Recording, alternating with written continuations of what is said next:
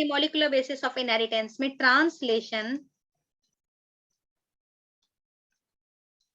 जिसमें क्या होता है, न्यूक्लियस के अंदर आपके क्या होता है, डीएनए, और डीएनए से ट्रांसक्रिप्शन प्रोसेस के द्वारा एमआरएनए मैसेज लेके न्यूक्लियस के बाहर आता है, ठीक है।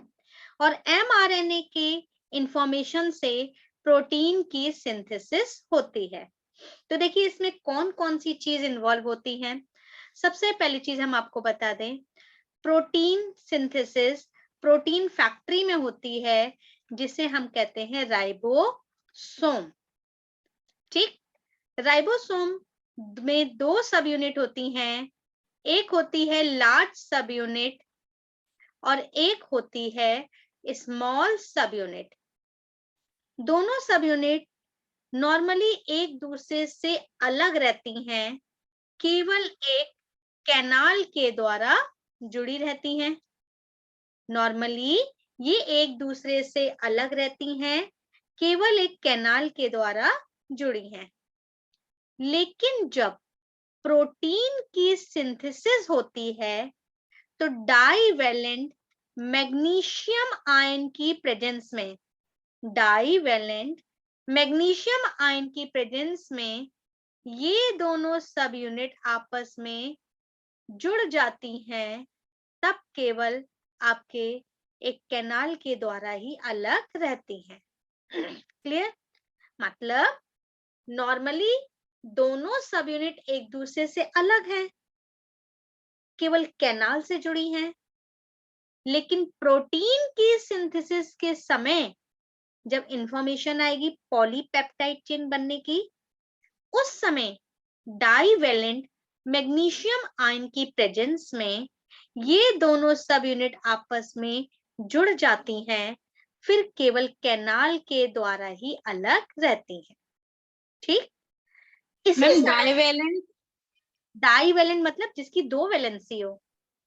मैम आपने पूरा नाम क्या बताया था मैम, डाईवैलेंट? मैग्नीशियम आयन बेटा, ये मैग्नीशियम लिखा है ना Mg, ठीक।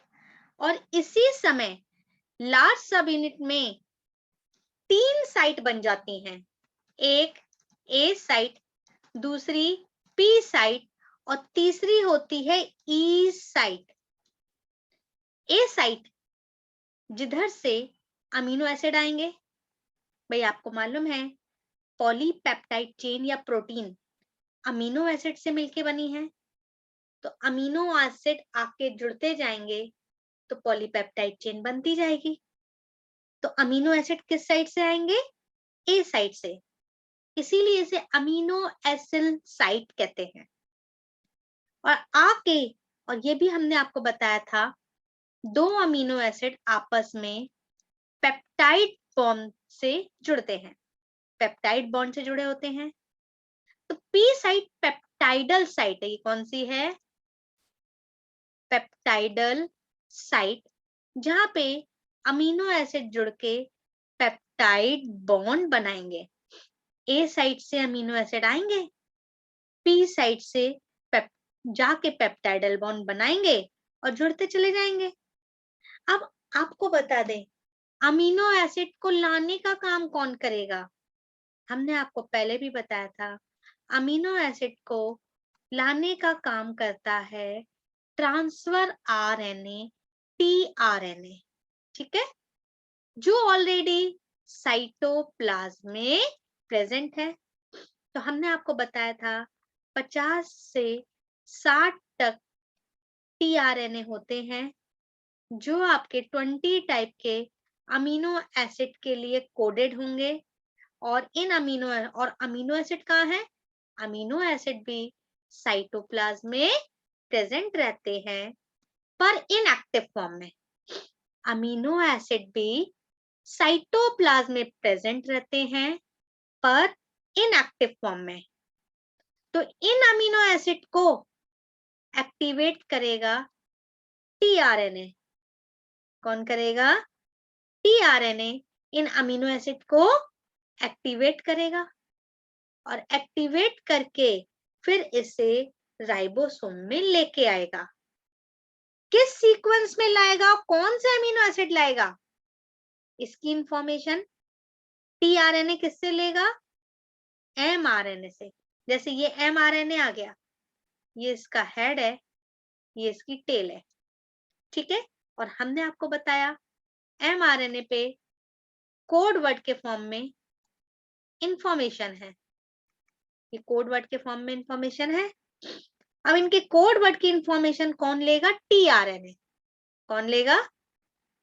टीआरएनए की कौन सा अमीनो एसिड चाहिए पहले नंबर पे, तो पहला वाला टीआरएनए से इंफॉर्मेशन लेगा, उस इंफॉर्मेशन के बेस पे अमीनो एसिड को जोड़ेगा, इसे कहेंगे चार्ज टीआरएनए। जब ये टीआरएनए अमीनो एसिड को जोड़ लेगा तब इसे कहेंगे चार्ज टीआरएनए। और ये आपके अमीनो एसिड को कहां ले आएगा? ए साइट से, ए साइट पे लाएगा, फिर इसे पी साइट पे छोड़ेगा। कौन? टीआरएनए। इसे लेके आया, ए साइट से लाएगा, पी साइट पे छोड़ेगा और ई साइट से निकल जाएगा।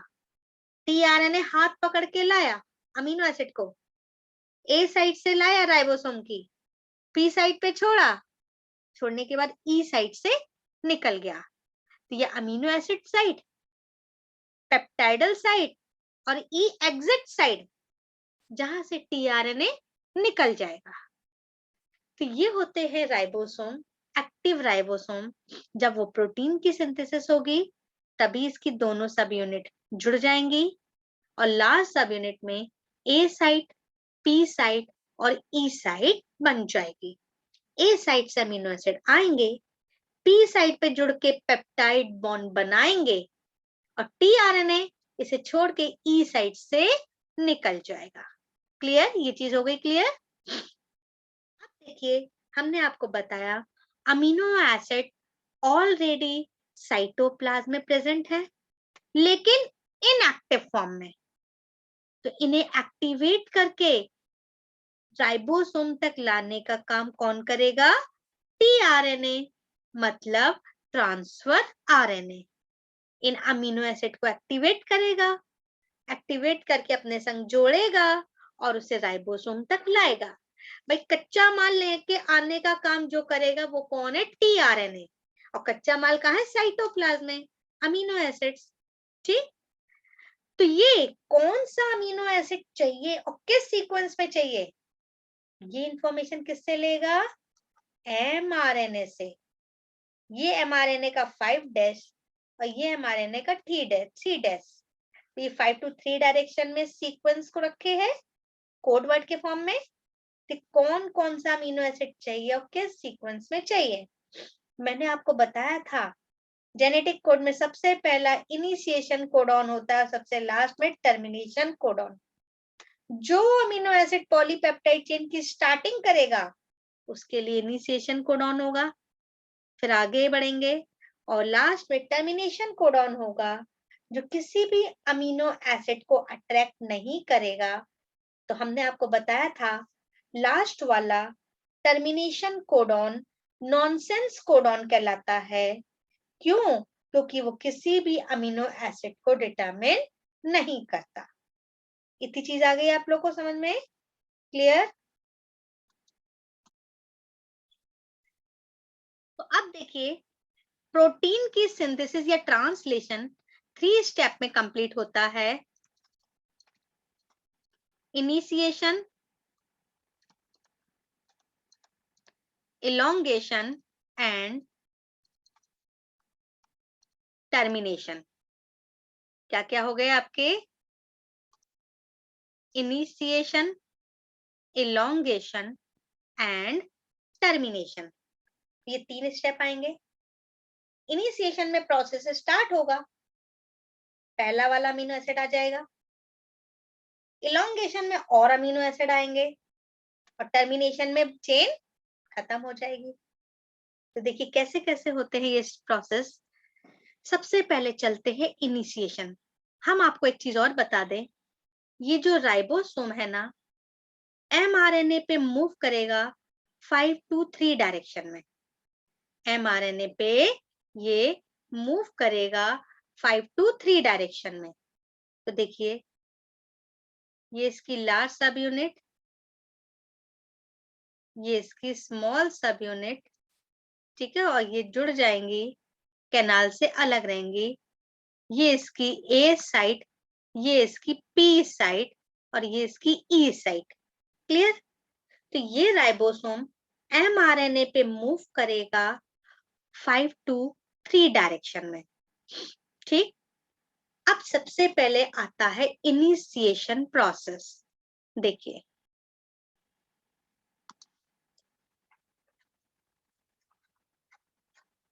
इनिशिएशन प्रोसेस के समय क्या होगा? सबसे पहले इनिशिएशन कोडॉन, ये है पहला वाला कोडॉन, और हमने आपको बताया था इनिशिएशन कोडॉन में एयूजी होता है जो मिथियोनाइन और वैलीन अमीनो एसिड को डिटरमिन करता है। इनिशिएशन कोडॉन बताए थे ना मैंने। इनिशिएशन कोडॉन कौन कौन से होते हैं? एयूजी और जीयूजी। जीयूजी तो, और फिर हमने ये भी बताया था एयूजी 2 अमीनो एसिड को डिटरमिन करता है, एक मिथियोनाइन और एक वैलीन अमीनो एसिड। तो ये इनिशिएशन कोडॉन जो मिथियोनाइन इनिशिएशन अमीनो एसिड है, मिथियोनाइन जो इनिशिएशन कोडॉन वाला अमीनो एसिड है, जो पॉलीपेप्टाइड चेन की स्टार्टिंग करेगा। तो अब सबसे पहले ये है हमारा इनिशिएशन कोडॉन। इस इनिशिएशन कोडॉन से टीआरएनए अपनी एंटी कोडॉन साइट से इंफॉर्मेशन लेगा। टीआरएनए अपनी एंटी कोडॉन साइट से इंफॉर्मेशन लेगा, ये इसकी एंटी कोडॉन साइट, कि कौन सा अमीनो एसिड लाना है, और उस अमीनो एसिड को ये अपने बाइंडिंग साइट से जोड़ लेगा 5 डेज से। ठीक है, तो ये एंटी कोडॉन साइट से एमआरएनए से इंफॉर्मेशन लेगा और उस अमीनो एसिड को अपनी बाइंडिंग साइट से जोड़ लेगा। तो देखिए, सबसे पहले ये अमीनो एसिड कैसे कैसे जोड़ेंगे हम आपको बता दें। अमीनो एसिड एटीपी की प्रेजेंस में एडिनिलेज एंजाइम हमने आपको बताया था ना, ये एंजाइमेटिक साइट थी जो अमीनो एसिड के जुड़ने के लिए कैटलिस्ट का काम करेगी। तो ये एडिनिलेज एंजाइम होता है। ठीक है, तो अमीनो एसिड एटीपी की प्रेजेंस में, एडिनिलेज एंजाइम की प्रेजेंस में आपके active amino acid enzyme complex में कन्वर्ट हो जाएगा। Amino acid enzyme AMP complex, AMP complex. ठीक, अमीनो एसिड एटीपी की प्रेजेंस में एनर्जी लेगा और एटीपी को एएमपी में बदल देगा। एंजाइम की प्रेजेंस में एक्टिवेट होगा तो amino acid enzyme AMP complex बन जाएगा। क्लियर? ये स्टेप आ गया, amino acid enzyme AMP complex. ठीक, अब आपके ये amino acid enzyme AMP complex जो है आपके टीआरएनए से जुड़ेगा।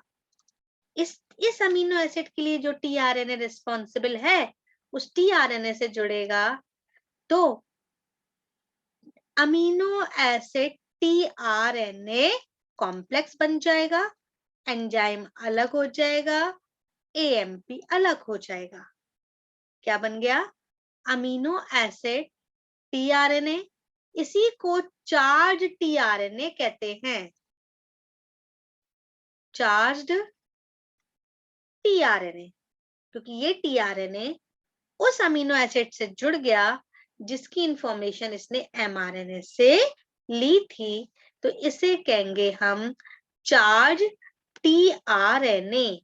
ये हो गया, और फिर आपके ये एंजाइम अलग हो गया और एएमपी अलग हो गया। क्लियर? तो इस तरीके से टीआरएनए से अमीनो एसिड जुड़ गया पहला वाला। और अब याद रखिएगा, इनिशिएशन के समय पहला वाला अमीनो एसिड पी साइड से आएगा।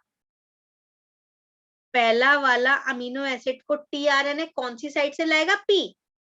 वैसे सारे अमीनो एसिड ए साइड से आते हैं, लेकिन इनिशिएशन कोडॉन वाला पहला वाला जो अमीनो एसिड है वो पी साइट से आएगा। कौन सी साइट से? ये पी साइट है और ये ए साइट है, तो सबसे पहला वाला अमीनो एसिड पी साइट से आएगा। ये आ गया। तो टीआरएनए इसे पी साइट पे छोड़ेगा और ई साइट से निकल जाएगा। क्लियर? तो इनिशिएशन के समय क्या क्या हुआ? अमीनो एसिड एटीपी और एडिनिलेज एंजाइम की प्रेजेंस में amino acid enzyme AMP complex बनाएगा। ये आपके टीआरएनए से जुड़ेंगे तो अमीनो एसिड टीआरएनए बन जाएगा, प्लस आपके एंजाइम अलग हो जाएगा। अब ये आपके टीआरएनए और एंजाइम अलग हो जाएंगे और एएमपी अलग हो जाएंगे। तो ये कहलाएगा चार्ज टीआरएनए। जो टीआरएनए अपने संग अमीनो एसिड को जोड़ लिया उसे कहेंगे चार्ज टीआरएनए। तो इसी तरीके से सारे अमीनो एसिड जुड़ेंगे। तो लेकिन पहला वाला अमीनो एसिड राइबोसोम में कौन सी साइड से आएगा? पी साइड से, केवल पहला। बाकी सब ए साइड से आएंगे, लेकिन पहला वाला अमीनो एसिड कौन सी साइड से आएगा? पी साइड से आएगा और अंदर आ जाएगा। तो ये हुआ आपके इनिशिएशन। क्लियर? अब सेकेंड स्टेप है इलोंगेशन। अब क्या आ जाएगा? इलोंगेशन। तो देखिए पहला वाला अमीनो एसिड तो पी साइड पे आ गया। अब ये राइबोसोम एमआरएनए पे मूव करेगा और आपके कोडॉन पे मूव करता जाएगा। तो इन्हीं कोडॉन से टीआरएनए मैसेज लेता चला जाएगा। टीआरएनए मैसेज लेता चला जाएगा और मैसेज लेकर क्या करेगा?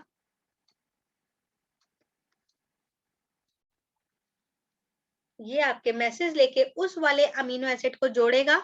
इसी प्रोसेस से उस अमीनो एसिड को जोड़ के उसे ए साइट से लाएगा, ए साइट से लाएगा, पी साइट पे छोड़ेगा और ई साइट से निकल जाएगा। ऐसे ही आगे मूव करते चले जाएंगे तो राइबोसोम मूव करता चला जाएगा। ठीक है, ये मैंने थोड़ा सा उल्टा बना दिया, हम थोड़ा सा सीधा कर दें। थोड़ा रुकिएगा आप लोग। तो देखिए ये थोड़ा सा मैंने सही किया है। इसमें मैंने साइड इधर इसलिए चेंज की कि अब आपको समझने में आसानी होगी। इधर पी साइड कर दी और इधर ए। तो मैंने कहा इनिशिएशन के समय सबसे पहला वाला जो टीआरएनए है वो अमीनो एसिड को कौन सी साइड से लाएगा? पी साइड से। तो सबसे पहला वाला जो है ये टीआरएनए, इसको आपके जो है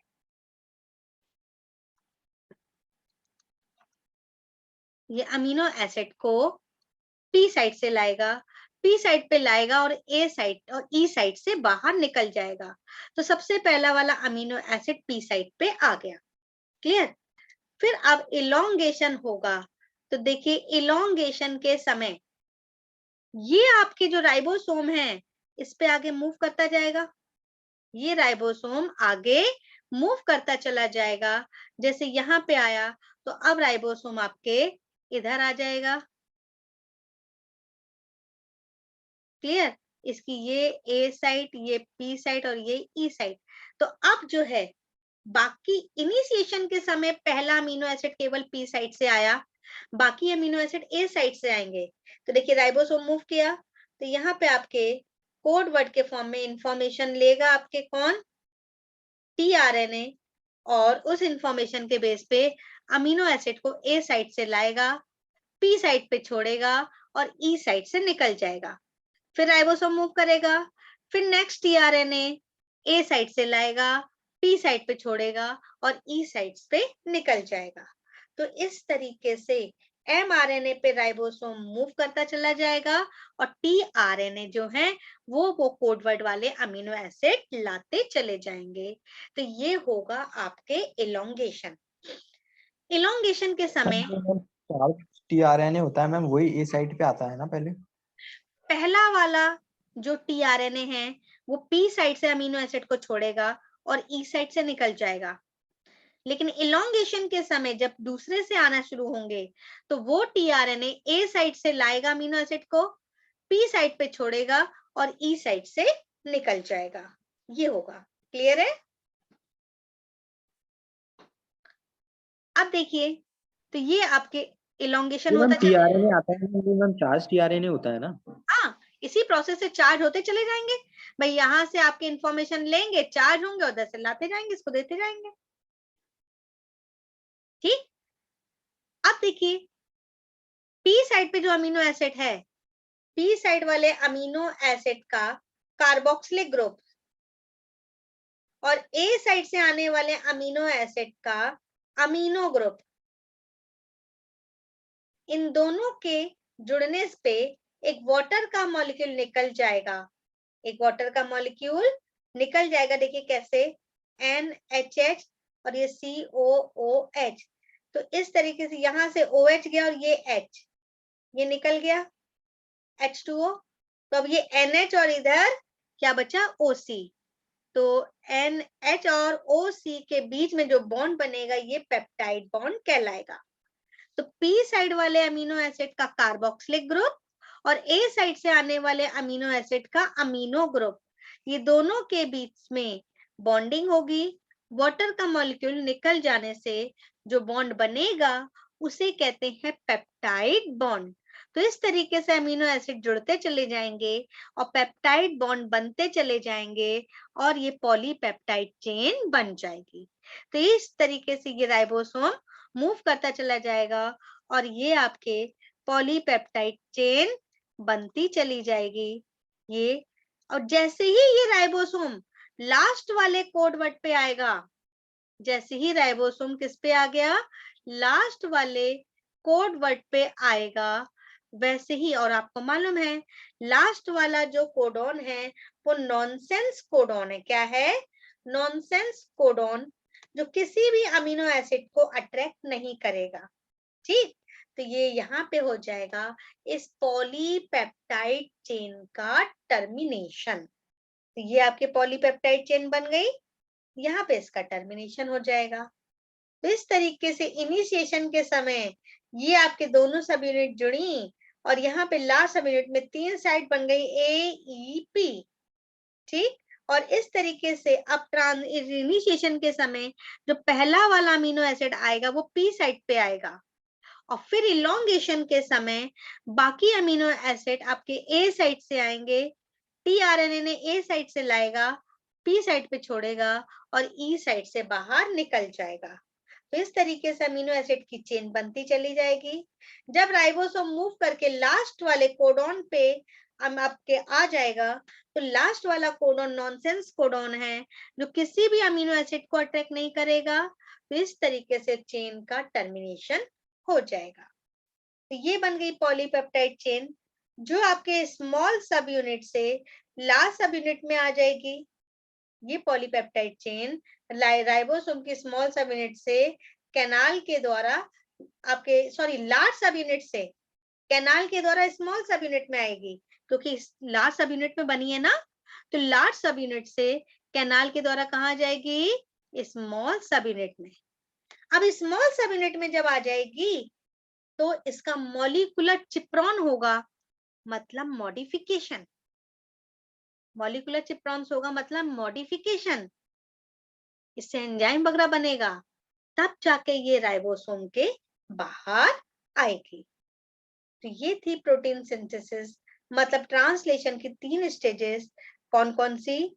ये हो गई पहली आपके इनिशिएशन, फिर एलोंगेशन एंड लास्ट में टर्मिनेशन। आ गया बेटा?